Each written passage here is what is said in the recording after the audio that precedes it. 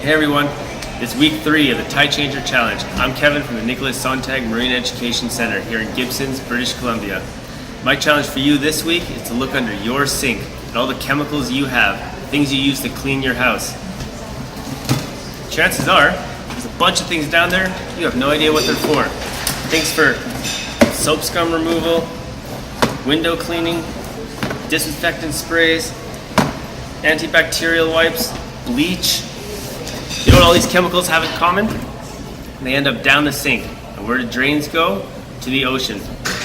Part of your challenge is to source more natural substances you can use to clean your home. Things as simple as white vinegar and salt. Wait a second, white vinegar and salt? That's like living in a salad.